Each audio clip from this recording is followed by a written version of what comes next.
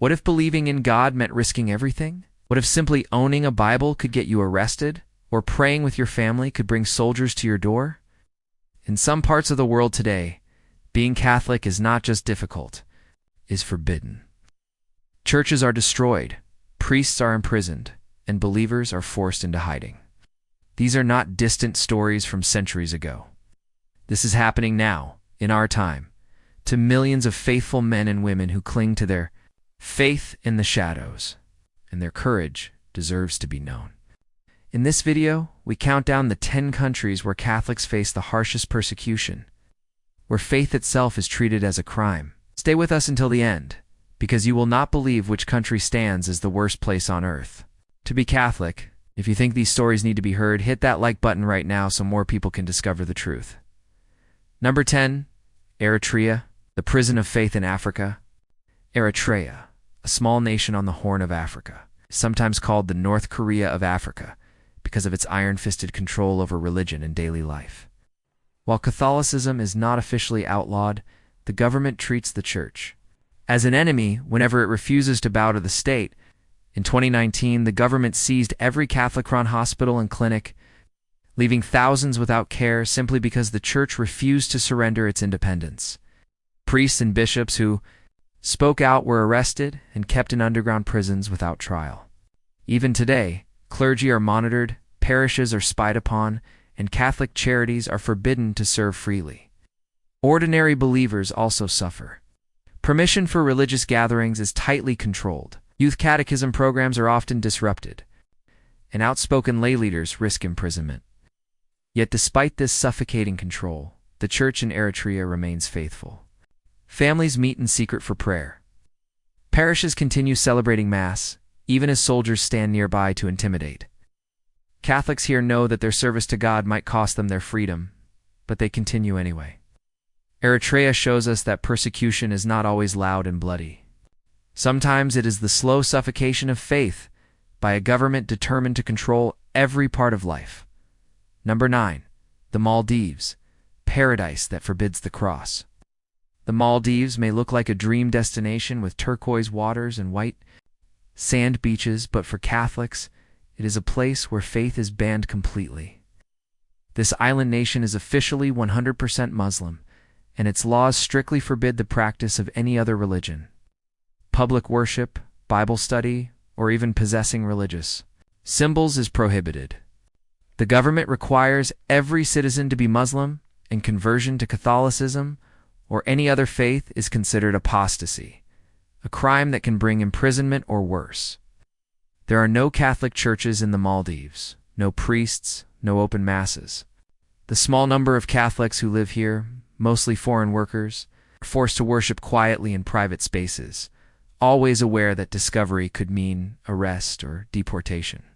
Tourists are also forbidden from bringing religious items like rosaries or Bibles into the country if they are meant for distribution. For Maldivians who secretly question their faith and look toward Catholicism, the risk is enormous. Hide even their curiosity. In the Maldives, the beauty of the islands hides a harsh truth behind the beaches and resorts. The cross is forbidden. Number 8, Vietnam. Faith under control. Faith on fire. Vietnam is home to more than 8 million Catholics, one of the largest Catholic populations in Asia. But numbers do not guarantee freedom. The government tightly controls religious practice, requiring parishes, priests, and schools to operate under strict state oversight. Church property can be seized. Clergy are monitored, and outspoken priests who criticize corruption or injustice are harassed or imprisoned. Building new churches or holding large gatherings often requires permission, which is sometimes denied. Despite these obstacles, Catholicism in Vietnam is vibrant, growing, and deeply rooted. Vocations to the priesthood and religious life are booming, with seminaries full to overflowing. Parishes overflow with worshippers during feast days, and processions fill the streets with candles and song, even under the watchful eyes of the state. The faith here is alive because the people have chosen to endure. Families pass on the faith with devotion, teaching children to pray and serve despite the risks. Vietnam is not a country where Catholicism is banned outright, but it is a country where Catholics must live carefully, balancing loyalty to the Church with constant government control. The courage of Vietnamese Catholics shows that faith can thrive even under pressure. Number 7. North Korea. In North Korea, Catholicism is not just restricted, it is almost completely erased. This nation is one of the most authoritarian regimes on earth, where the state's ideology, known as Jukki, is treated like a religion. At its core, Jukki demands absolute loyalty to the Kim family. Any belief that competes with that loyalty is seen as treason. Christianity, and especially Catholicism, is considered one of the greatest threats to the regime, the government claims. That there are churches in Pyongyang, but these are little more than staged buildings meant to impress foreign visitors. They are tightly monitored, and no true worship takes place inside them. The reality is that Catholics in North Korea must practice their faith in complete secrecy. There are no Catholic priests, no access to sacraments, and no public churches. The Vatican has no diplomatic relations with Pyongyang, leaving the faithful without guidance or support. If a person is caught with a Bible, or even suspected of being Christian, the punishment is brutal. Entire families are sent to labor camps where torture, starvation, and death are common. Estimates of Catholics in North Korea range from a few thousand to nearly none at all, a heartbreaking reflection of how faith has been crushed here. Yet, in the hidden silence of underground gatherings, in whispered prayers said alone, there is still faith. It may be invisible to the outside world, but it remains alive in the hearts of those who refuse to surrender their belief, even in the face of death. Number 6. Saudi Arabia.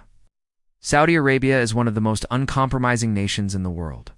When it comes to religious freedom, its entire legal system is built on a strict form of Sunni Islam known as Wahhabism. Under this system, public practice of any religion other than Islam is strictly forbidden. For Catholics, this means no churches, no public mass, no open expression of faith. Yet despite these harsh rules, Saudi Arabia is home to nearly 1.5 million Catholics. Most of them foreign workers from the Philippines, India, and Africa who come to the kingdom for jobs. These men and women carry their faith with them, but they must live it in fear and secrecy. Since there are no Catholic churches, believers gather quietly in apartments, hidden rooms, or private homes. Mass is celebrated in secret, often by visiting priests who minister discreetly to small groups. Every gathering carries risk because the religious police, once known as the Mutawa, have been known to raid such meetings. Religious items like Bibles, rosaries, or crucifixes are considered contraband. If discovered, they are confiscated, and the owner may be punished or deported.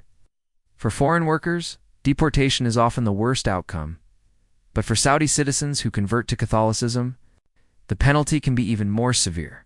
Under Sharia law, apostasy, the act of leaving Islam, is punishable by death.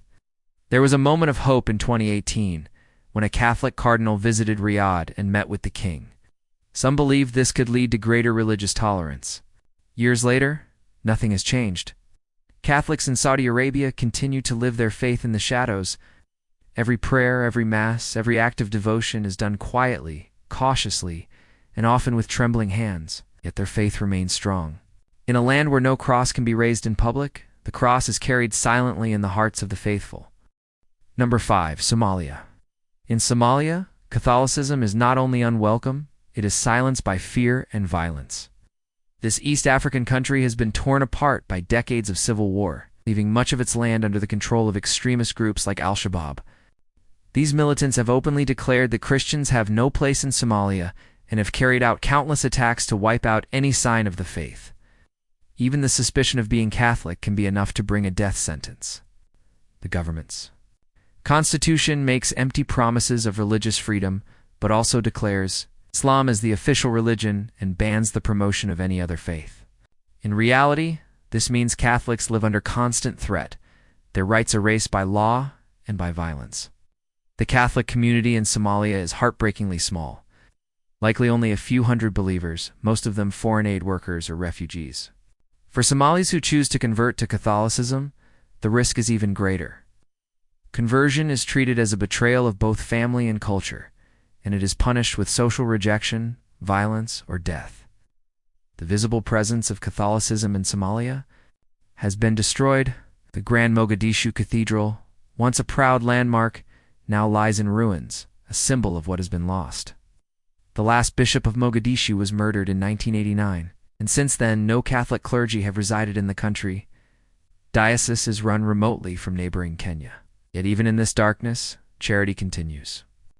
Catholic aid organizations quietly offer food, education, and medical help to the poorest of the poor. But they must strip away every sign of faith. No crosses, no prayers in public, just silent service given at great personal risk. Their courage proves that faith is not always loud. Sometimes it is lived out in acts of love, even when speaking the name of Christ could cost your life. Number 4. Afghanistan. For Catholics, Afghanistan is one of the most dangerous countries in the world. Even before the Taliban returned to power in 2021, the Afghan constitution declared Islam as the state religion and forbade any law that contradicted Islamic beliefs. Under Taliban rule, these restrictions have hardened into brutality. Conversion from Islam to Catholicism is considered apostasy, a crime punishable by death. And this is not an empty threat. Even suspicion of conversion is enough to bring harassment, imprisonment, or worse. During the brief period between Taliban regimes, Catholic relief workers operated quietly, offering help in education and health. Prayer Mass was whispered behind the walls of embassies, away from the eyes of authorities. The only official Catholic chapel in the country was inside the Italian embassy, serving foreign diplomats. For locals, there was no safe way to live their faith openly. Today, even that fragile presence is gone. The embassy is closed, the chapel is no longer active, Catholic charities have either withdrawn or stripped away every outward symbol of their faith. What remains for Catholics in Afghanistan is complete secrecy. A handful of foreign workers and a few hidden believers may still whisper prayers, but they do so under constant fear. There are no public churches, no processions, no bells ringing. Out hope. Catholicism in Afghanistan survives only as a quiet flame in hidden hearts. The faith here has been reduced to silence, but it is not erased. Even in this land of oppression, God is still worshipped, though only in whispers and in secret tears. Number 3. Yemen. Yemen is another nation where Catholic life has been driven underground, crushed by war and extremism. The Constitution declares Islam as the state religion and Sharia as the source of all law. This leaves no space for Catholics to live openly. But it is not only the law that suffocates faith, it is also the violence of extremists and the chaos of civil war. Catholic community here was always small, made up mostly of foreign workers and missionaries. But in recent years, it has become almost invisible. In 2016, a brutal attack shocked the world. Militants stormed a care home run by the Missionaries of Charity, founded by Mother Teresa. 16 people were murdered, including 4 Catholic nuns who had devoted their lives to serving the elderly and abandoned. That same day, Father Tom Ujanella, an Indian priest, was kidnapped. For more than a year he was held in captivity, praying alone in the shadows, his fate uncertain. His eventual release was a miracle, but his story revealed the terrible risks Catholics face in Yemen. Churches have been vandalized, desecrated, or destroyed. The last known Catholic churches in Aden stand as ruins, their walls broken, and their altars desecrated. There are no priests left in the country, no public masses, no open gatherings. Faith has been driven completely underground. If Catholics remain, they worship in secret, stripped of the joy of community, holding on only through silent prayer. And yet, the story of Yemen is not only one of destruction, it is also one of witness. The nuns who stayed to serve the poor, even knowing their lives were in danger, showed the world what true courage looks like. The quiet endurance of Catholics who remain in hiding proves that faith can survive even in the harshest deserts. In Yemen, Catholicism is not proclaimed in cathedrals. It is whispered in broken homes, in the ruins of churches, in the hearts of believers who refuse to let their faith die.